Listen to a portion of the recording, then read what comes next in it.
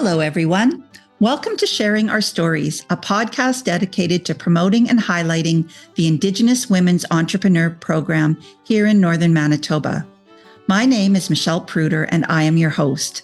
Today with me is Kayla Woodman, a new Indigenous entrepreneur in Thompson, Manitoba, who has been operating her eyelash business for approximately 8 months. Welcome, Kayla. Thank you, Michelle. It's so nice to have you here. And I'm excited to hear about your journey. So let's get into it. Can you tell us a bit about your business and this journey into entrepreneurship? Sure. So, so I've been doing my lash extensions for about 8 months now. I did my training in June of 2023, and then I spent a few months just like practicing and, making sure I was ready before I actually started. Right. If there's such a thing as being ready. So then I got my space in September, spent some time just like getting it in order and stuff. And yeah, it really started to pick up in October, and it's been pretty good ever since. So what led you to pursue this specific endeavor? Like, was it just something you've always been interested, or did you notice a need or an opportunity?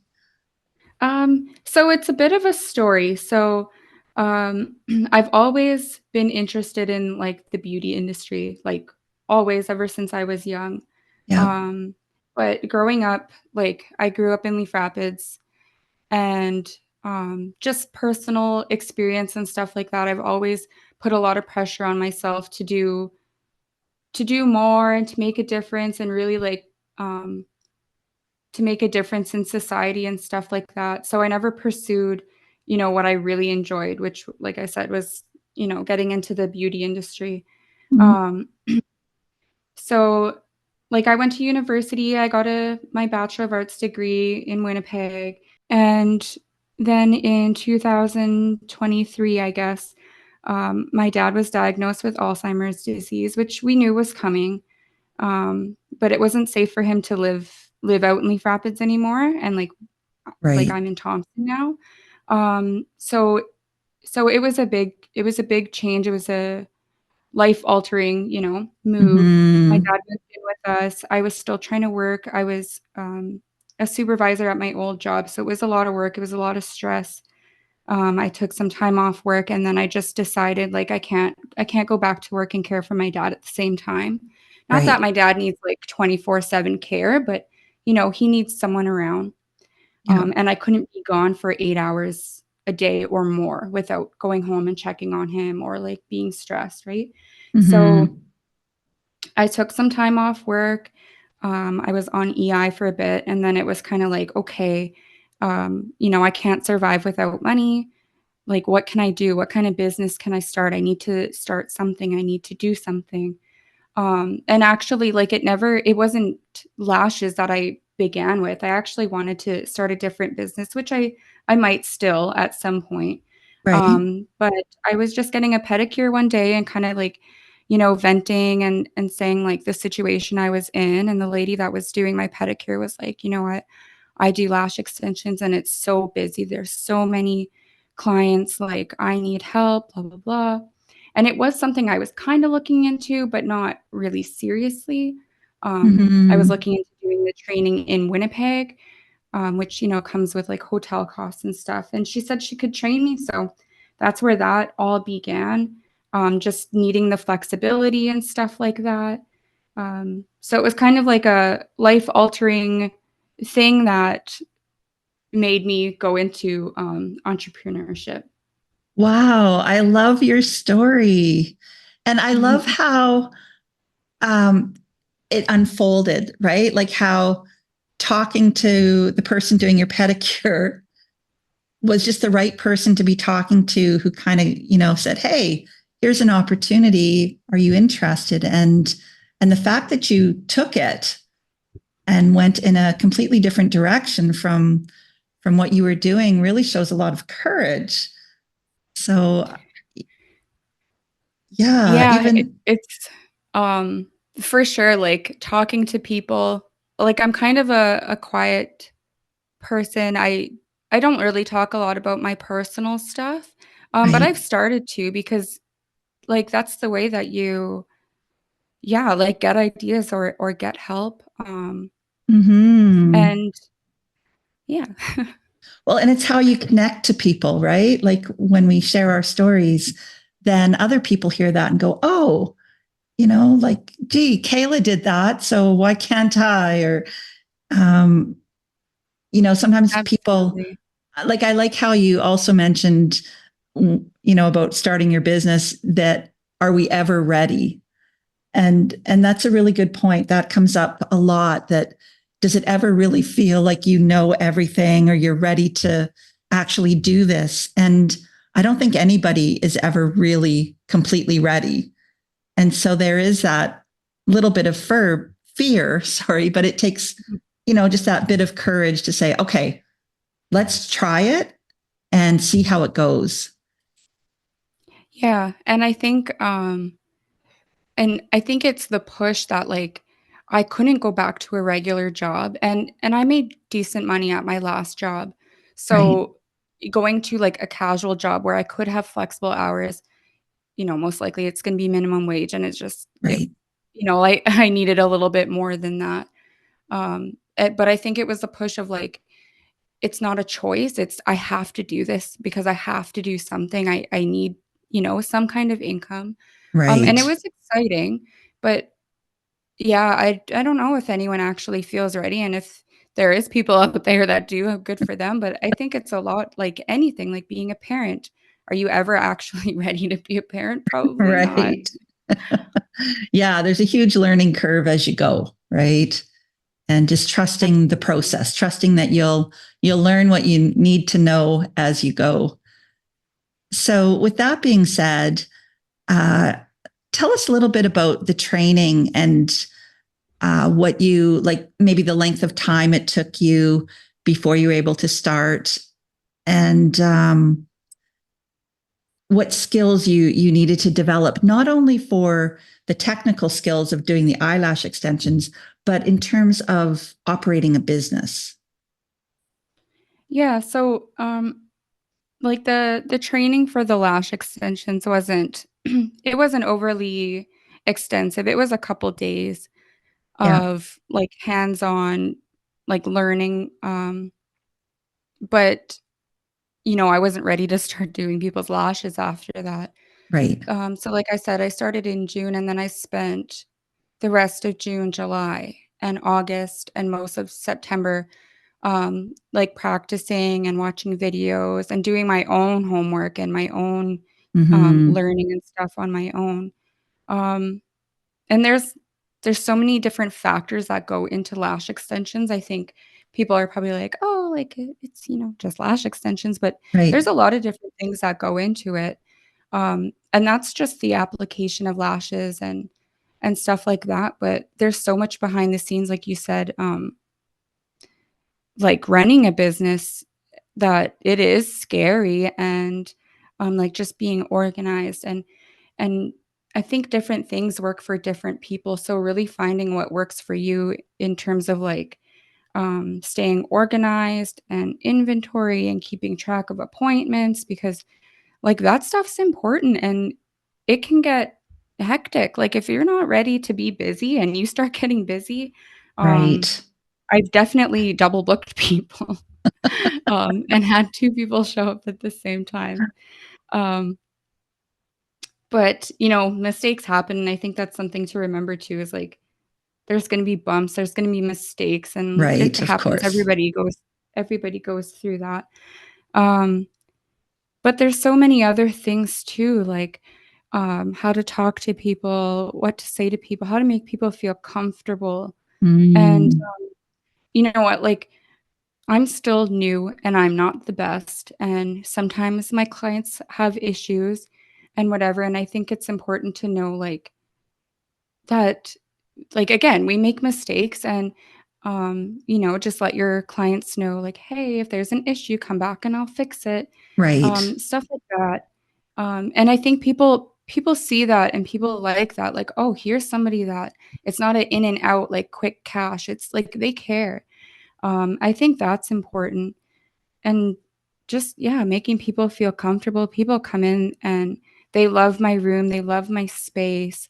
It's Mm, comforting. Like I've put a lot of work into it. I've made my bed extra comfortable, stuff like that. I try and be gentle, and I get that a lot. Like, "Oh, you're the most gentlest person I've had." Which, nice. like, it's nice to hear that, like, "Oh, I kinda have something that other people aren't doing," right?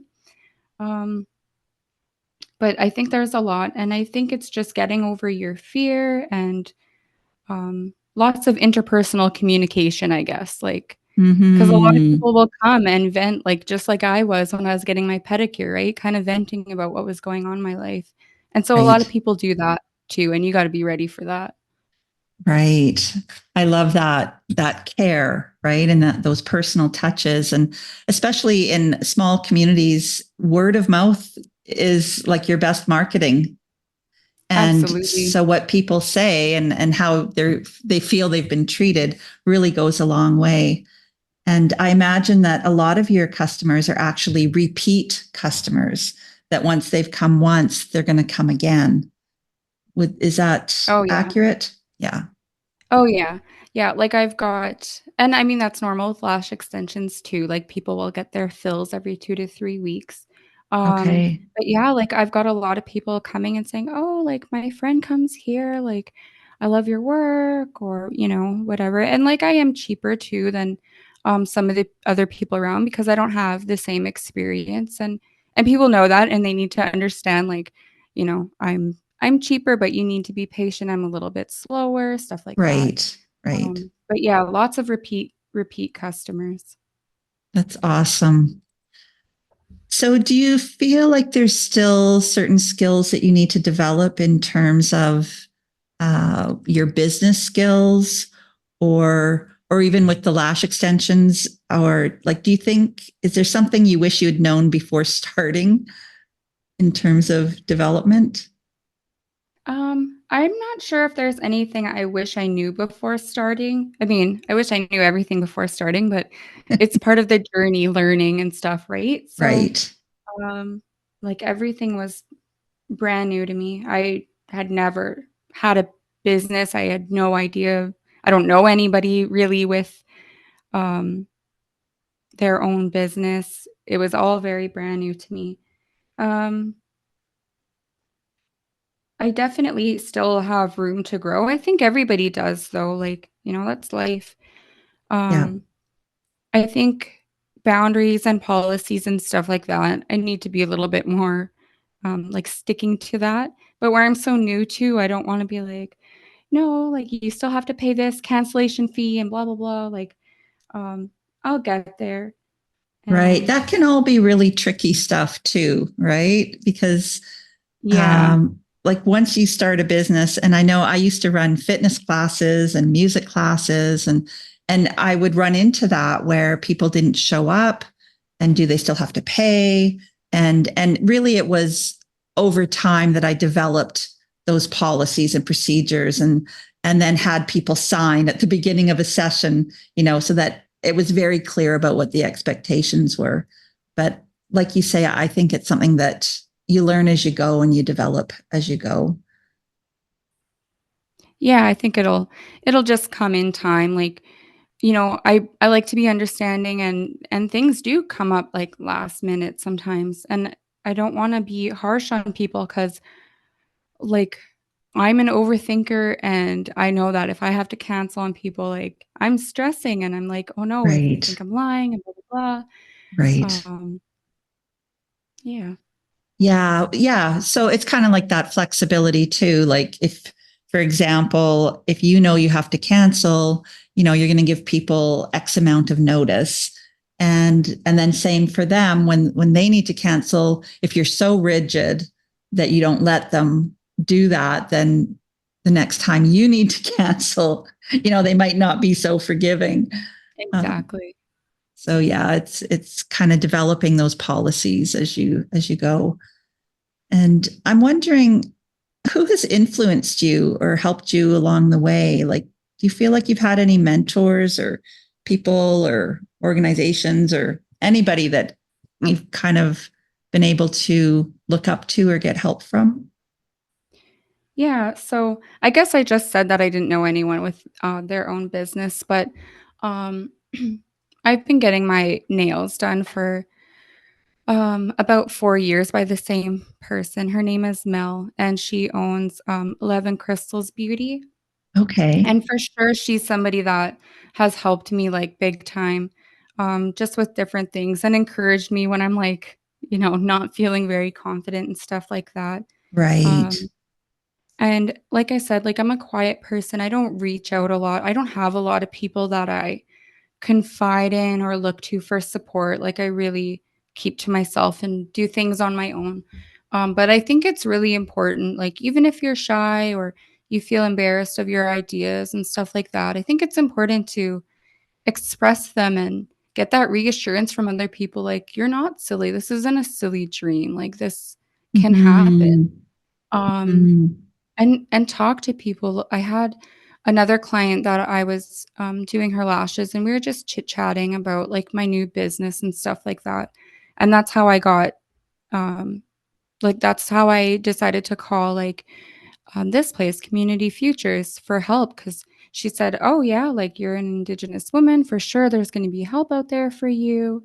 Right. Um, and again, like, I was in a space where I've never been and I didn't really know what I was doing and stuff like that. So, um, when we had that workshop, for Indigenous women entrepreneurs, that was very helpful. And like, to be honest, I was like, oh my goodness, like it's going to be 3 hours. I'm going to be like falling asleep. Like, how am I supposed to pay attention for 3 fricking hours? I'm gonna be hungry, I'm gonna be tired, like but it was Right. actually, like, super engaging and we got fed. So that helped. And to be really honest too, like, I don't look Indigenous, like, I'm very pale. And then, like, going to the Indigenous workshop, I was kinda like, "Oh my goodness," like, I'm gonna be the only white one there or only white looking Right. one there, and I Right. kinda thought like, "Oh, maybe I'm gonna be kinda, like, shunned away because that was my experience in life too, like, I look very white, I am very white presenting, but I always felt like I was too Indigenous to be around certain people and Mm, too white to be mhm. around other people. Right. But no, like, during that workshop, like, everybody was so good. We all got along very well together, we all chatted, even though we were all from different places and stuff like that. Um Mhm. So just support everywhere, I guess, like, I've had a little bit of like, Mel's been a big influence, a big mentor and support, but a lot of support all around, for sure. Right. That's so good to hear. And it's such a good reminder, when I've been traveling to different communities and doing the Indigenous Women's Entrepreneur Workshop with different groups of people. And a lot of times in the comments, in the finally survey feedback, it'll say loved getting together with other women, or loved being with aunties and kukums, Mhm. and just that reminder that we need each other, and we sure do feel supported when we're together. Yeah, So absolutely. yeah, I'm glad you bring that up. And so I guess my final question is, what advice do you have for other women who are perhaps just thinking about starting a business or have launched a business and are still quite new to the idea of entrepreneurship? I think my main thing would just be just do it, like, Mm, just start somewhere, um, and sometimes it's like, "Well, I don't know where to start," or, "I don't know if this is gonna be a good business," and I think that was one of the main things for me too. I was like, "Okay, I can start a business, but how do I know if it's gonna be good?" And even today, like, I don't know how to know if your business is gonna be successful, like, I don't know. The lashes I only really knew was because somebody had said, like, "It's, busy." And right, really, like, at the beginning, like, I wasn't busy. It was crickets. I was like, "Oh my god, this is embarrassing. What am I gonna do?" Like right. and then stressing 'cause, you know, um whatever money I had left, I had spent on the training and then paying rent because rent, Right. is still there. You still have to pay for that too. Um, but I did a giveaway. I did a giveaway for lash extensions, and that absolutely made the biggest difference. So Really? oh, yeah. Oh, yeah, like, on Facebook, I just, share this post or like my page or whatever, and you get Yeah. entered. Oh my god, like, that was the biggest change for sure. And then, um and then even if people aren't, like, booking or if people aren't, like, purchasing whatever product you're selling after that, Yeah. um, if you're doing a giveaway, so, like, I did a giveaway with the lashes, and then once that person comes in, well, then I take a picture of their lashes, and then I post it, and then people see, and they're like, "Ooh." And then you also have Right. that person going with word of mouth too. And you know what? Right. Even if it sucks, like, even if their lashes suck, like I said, I just say, "If you have any issues, come back and I'll fix them for free." It makes the biggest difference because Right. then they're not stressing about, "Oh, these are shitty." Like, if something happens, they know they can just come back. Right. Um, Yeah. but yeah, like, just do it. If you have a business idea, like, don't be shy about it, don't be embarrassed, like, go and talk to people about it, like, "What do you guys think of this?" Or, like, Hmm. "What do you think of this stuff?" Or, "What do you think would be a good business idea?" Just talk to people and just start anywhere, even if it's just a little business plan, even if you are just doing it super small scale, like, Yeah. start somewhere. Don't be scared, but you will be scared. Um, and just reach out, talk to as many people as you can, get as much help as you can, like, do your research online. Yeah. Um And I And I guess also, like, be ready to be busy too because I was crickets mm, at first, and then when I got busy, I was swamped, and I was like, right. "Holy shit." And then I ended up double booking. Um, but yeah, I think that's what I would say to somebody. Okay. Well, thank you so much for that advice, but also all of the wisdom that you shared with us throughout the conversation. It's been delightful having you today, Kayla. Thanks, Michelle. It's nice to come on here and kind of, like, tell a little bit and, um, just I hope people know that if they are thinking about starting a business, like, you can, because like, I'm a regular person, I'm nobody special, like, Right. and I've done it, and it's been successful, and after, 8 months, I'm, like, at the point where I'm starting to expand and raise my prices and stuff like that, and Right. I Right. had no like, I have education in different fields, but none sorry, none in business. Right. I'm just like everybody else, so if I can do it, anyone else can do it too. Thanks so much, Kayla. Thanks, Michelle. Bye. Bye. To learn more about the Indigenous Women's Entrepreneur Program or any other business services that Community Futures offers, visit our website at northcentraldevelopment.ca.